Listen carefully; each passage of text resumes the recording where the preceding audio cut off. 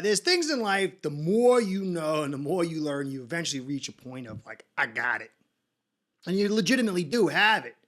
But then there's other things in life, the more you study it, the more you try to understand it, the more you realize there's so much more to know, and I really don't got a handle on it. And I love those things. I've always loved to put my mind in stuff. My mind always wants to keep going. So I need to put it on certain things, or it goes on to bad things. So I focus on lots of different stuff. I love studies. I went to school for dissertations and journalism, the whole blah, blah, blah, because my mind just doesn't stop. And I love to put it there. And so I love complicated things. I love things that just, you think you get there and it's like, whoa, a whole nother thing beyond that. And maybe it's one reason why I love women. I don't know. Sorry, ladies. But football is that sport. Anybody who tells you, hey, I got it, I know that, if they're living in fantasy land. This game is so complicated.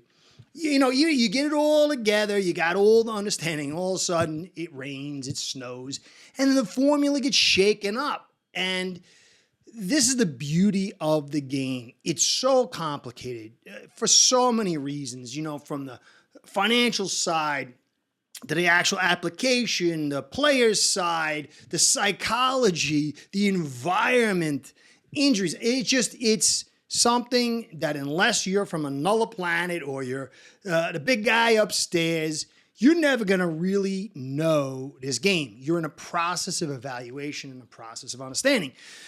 So when things that are presented that help me reaffirm that I don't really know enough about this game, I need to learn more, I get excited. So I want to take, maybe I'll play the video here right now. Chase Daniels, backup quarterback, did some good stuff for the Chiefs in one of their runs. He goes over the play, just a single play, the verbiage, what it means to be a quarterback, to get to the line of scrimmage, and to handle the process. So I'm going to play it here. Maybe you heard it. You can skip through it. If not, it's well worth the time. And when you see this and you understand how complicated the game is, it can help you in your evaluations. All right, if you haven't watched Dan's video, I suggest you do it. I decided to pull out the offensive playbook for the Saints, 2016. Look how thick it is. I love what Dan was saying because he was really focusing on the macro. So look at, all these tabs, everything like that. And it talks about, the cadence and at the line of scrimmage, getting up in the huddle. And that was something I had to really learn when I first got in. But I want to focus on the micro. Dan mentioned obviously how these rookie quarterbacks are going to struggle maybe a little bit with everything that they're doing. And I just want to show you a little bit of the install for just third down. They're going to hit it 3 separate times, exactly like Dan said. Rookie minicamp, training camp, regular season. Sean Payton was one of the best guys and coaches I've ever had really install. And so I just want to take a quick peek right here because this is just the run game. Okay, for one install. This is one practice that they have to learn. And this is the pass game, okay, which is absolutely crazy. Not a lot of people talk about the language, the terminology, everything like that. But I want to read a play to you right now. And I want you, and we're going to talk about, I want you to try to stay with me, okay? Hey, guys, all right, listen up. Gun, bunch right, jab, 15, stutter, kill 84, Z cowboy, watch out, cross, on yellow, ready. What did you just say? Gun king, bunch right, jab, 15, stutter, F, kill 84, Z cowboy, Y shall across. Okay, so that's a run right here to a pass. Jab 15 stutter, F means it's a weak side counterplay with the F receiver or F tight end coming out and kicking out. Okay, and then you got to say, well, what's the F? The F is talking about the F pulling, and then we're going to kill it to 84. Okay, Z cowboy, Y shall across. So Chase, what if we kill it? What does all that stuff mean? Well, the bunch formation, honestly, right here, it's the bottom one. The bunch formation is we're bunching it to the right, okay? And then what does 84 mean? 84 means a protection. It's a 7-man protection. The tight end stays in to block. Okay, what does Z cowboy mean? Z cowboy means a spear route right here coming across. Hey, Chase, what's the width and depth of this? Well, he's got to be 3x3 off the bunch, so he's got to be 6 yards from the left tackle. He's got to go 18 versus man. He's got to go 22 versus zone. Hey, Chase, when do we throw this post route? Okay, hey, this post, it actually converts to a go route versus cloud. All right, cool. And then the halfback has a check down. What about the Y shall cross? Well, Y shall cross, zone versus man. Zone, you're going to sit down at 4 yards, man, or 6 yards, and man, you're going to keep running. It's a green grass rule. Okay, Chase, how do you read it? Well, it's a top-down read. Post to the spear to the shallow. But Chase, You didn't even tell me when we had to kill the play. Oh, we have to kill it versus pressure. Gun bunch right. Jab 15 stutter F, kill 84 Z cowboy white shell cross, kill it versus pressure. Ready. All right, you're up the line of scrimmage. What do you do? How do you kill it? When do you kill it? I don't know. Is it pressure? Are they fake pressure? And what if I kill it into a too high look and it's not pressure? And then Coach Payton gets mad at me? There's a lot to deal with the rookie class. This is just one play of those 50 plays they're possibly going to get in one practice. That's why they're going to hit it 3 separate times. Hope you paid attention. And I want to place what he says here and work with a tweet that I saw from a guy I watch a lot. I thought I followed him because his stuff keeps popping up on the Twitter X thing. I'm so bad. So I finally followed him today, but I thought I was, but now I am. But you'll see here, he says, Steve, this is why I stress so much about Mike McDaniel and how long it takes for him to get a call, to call a play. 15-second play clock, call play, line up, motion 1, defense read, call, kill or not, confirm, see on protection, double check off alignment, motion 2, defensive read, snap. Now you got 2.1 seconds. And there's a lot that goes into this, and I want to get into some things going over too as we head into the season. But one of the biggest problem is we sometimes can call the protection. It was a rush. Sometimes we can kill, sometimes we can't. But we don't really do audibles. We're not really there to call hot routes and make changes. There's not enough time. And another problem that I'm not going to dig too much into here, but to understand is when the clock races down, the defensive player kind of goes, his ball's getting snapped very, very soon.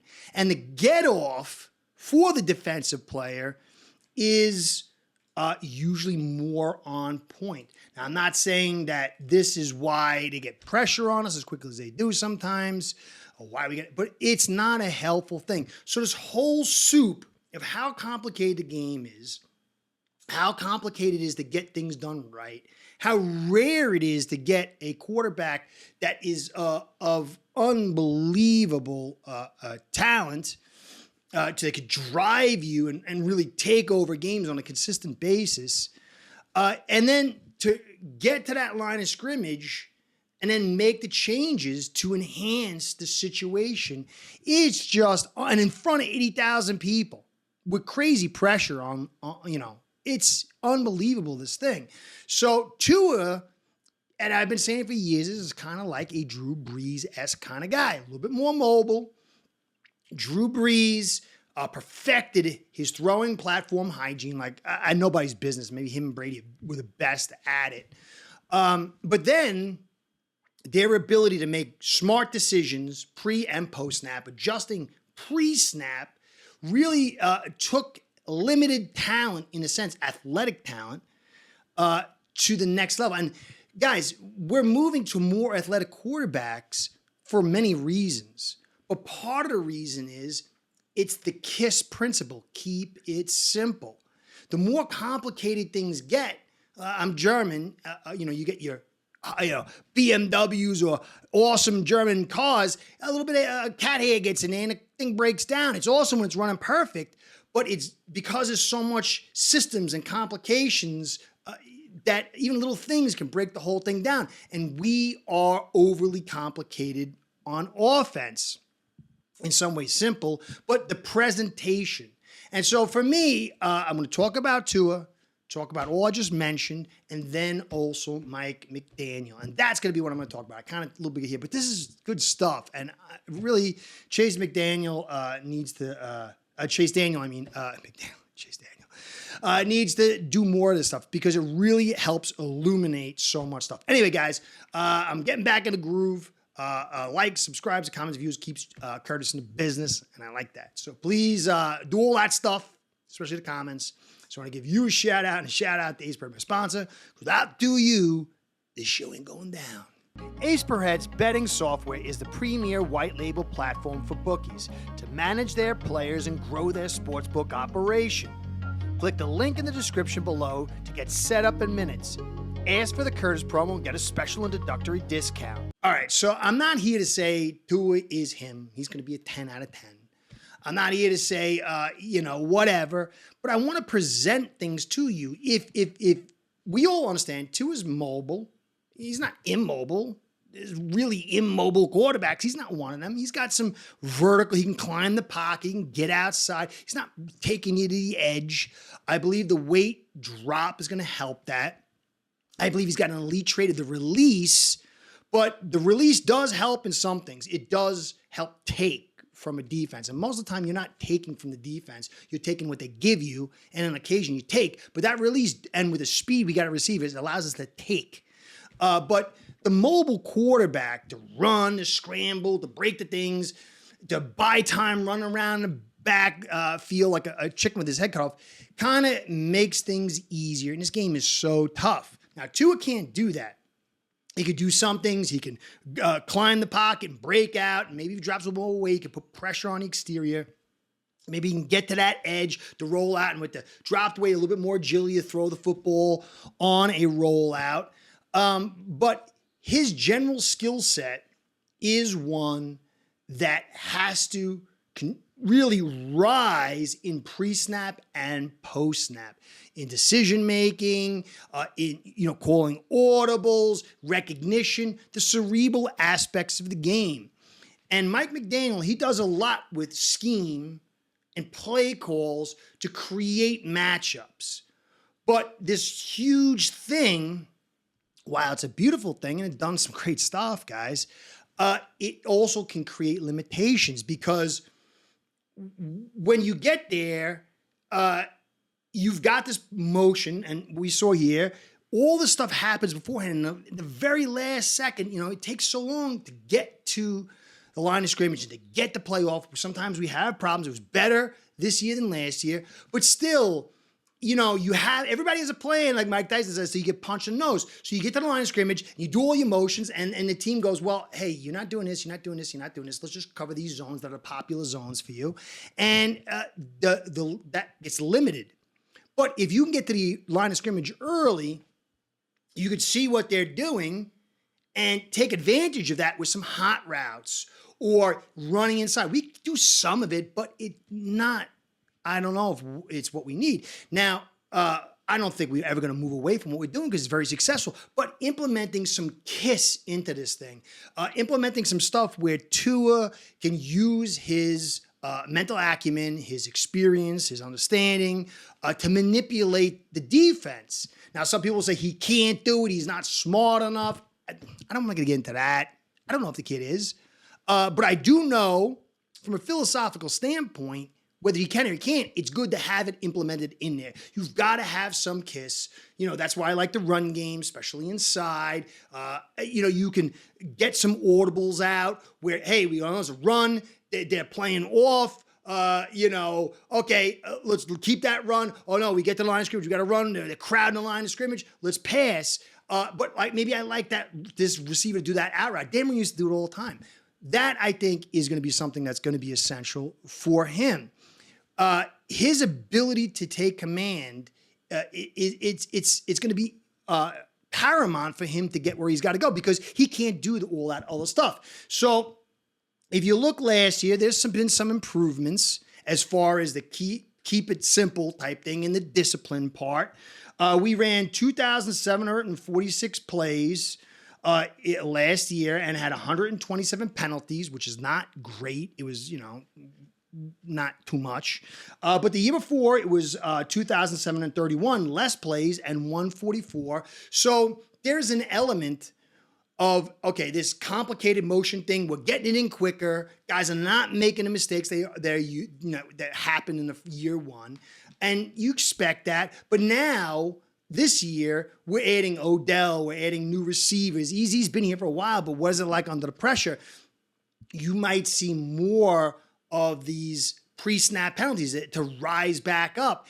And if we could pull some of that off the table and just let guys get there, smash people in the face in the run game, get to the line of scrimmage in a very basic call and have to do some stuff just a little bit at a time, it takes some of this pressure off, and maybe we can keep heading forward in this disciplined portion of our game. And we need to. We can't cause all these pre-snap issues. And so Mike McDaniel's philosophy with Tua, with this offense, is going to be very interesting, and how it plays out. He's never going to get rid of this stuff. It's really kind of changed the NFL in a lot of ways, and you don't want to change it.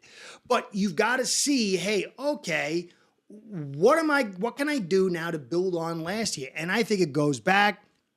Tua dropped the weight. He's going to get mobile a little bit more, which that could bring back his greatest problem, which is the injuries. If he can stay light this year and he can be mobile and learn to protect himself and stay healthy, then I think that whole past will be gone. But it does create an area of, hey man, that problem in the past can be accentuated. But if we can run the football and be consistent and just get to the line of scrimmage early, even Tua mentioned it last year, like, I don't got time to make these changes. Why can't I? Like in the Tennessee Titans game, I've talked about it multiple times. They played nickel all day, and that second to last drive, we had to run the football to burn the clock out. We get to the line of scrimmage, and they were in a 4-3. And we ran it on them. We could barely run it on them in a nickel, but we couldn't audible out. We should have passed at that point, but we really couldn't because it really wasn't part of our recipe. And so Tua, he's going to have these targets. What Mike McDaniel does as far as a strategy and the philosophy, it's going to be interesting to see. Is there going to be an addition of manipulation? It's either A, going to have to make these guys get to the line of scrimmage, get the play in, get to the line of scrimmage much quicker. You saw Chase Daniels. It's a long play. I mean, that's a lot to digest. I'd love to hear one of Mike McDaniel's calls. It's probably a lot, guys. And then you get there and you do the motions. That motion go from one, it sucks up a lot of time. So what will Mike McDaniel do? Is he going to get these guys to be drilled to get in there quicker, to buy some time, to allow Tua to call audibles? Or is he not? He's going to say, hey, look, I got more skill talent. Let's just keep going more how it is. And that's going to be interesting. Tua, some people are like, they're not really big on Tua, and I can see some of the negative side to it. But he's the best talent we've had since Marino. However you slice it, even if he's a 7 out of 10, the health thing is a big thing. But if he's healthy and he's 7 out of 10, if you want to go really low, you can still win a Super Bowl. You can win a playoff game. Baker Mayfield, don't get the AC in yet, got to get that in. Baker Mayfield won 2 playoff games. And he's no elite quarterback. It's the whole framework. Tua's got enough to win a playoff game or 2 if you want to go even to the base, the lowest level. Now, the injury part, you could say that's the make a break.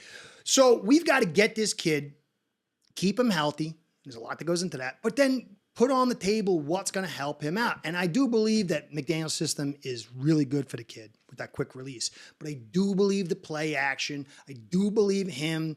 Obviously we see him working on his mechanics, which is great. But then that audible thing. I mean, if you can get to the line of scrimmage early and you see a guy come up on Hill and you can make it, I don't know exactly what they can do, but I know Tua said he doesn't really have much time and he can't really make much adjustments. But if he can get there with all these tools and really learn them and Marino used to do it all the time. He used to look at Fryer, and Fryer would put his hand on his back and do that. And I remember he won, I think it was his return after the Achilles on a audible hot route to Fryer for the fly on like a 4th and 8 or 9 or something. You know what I mean? So that stuff is going to go a long way for this kid, and he needs it. He is not a Mahomes. He's not an Allen, which is fine. You can win. He's mobile, but not that level. But if we can get this kid, for whatever his talent level, at the highest point for his manipulation, recognition, and analysis, pre and post snap, this kid could be the best he can be. And even if I just don't understand, even if you take it to the lowest level, this kid's good enough to get us some wins in the postseason. And, you're worried about Super Bowl, but we haven't even won a playoff game since, the flood. So let's get those playoff games first. Let's get the framework right. And then we can say Tua's the guy or not the guy to take us to the promised land. The promised land right now is at least one playoff game. Got excited. So anyway, guys, this game is very complicated. This kid has done extraordinary stuff, not perfect. He's went through multiple systems to imagine that. He had a different system every year, even through college up until last year. This is his first time in like 8 years or something that he's had the same system 2 years in a row. And when you hear that kind of stuff and the adjustments and the mental side, I think if you're just fair, you got to say, hey, you know what?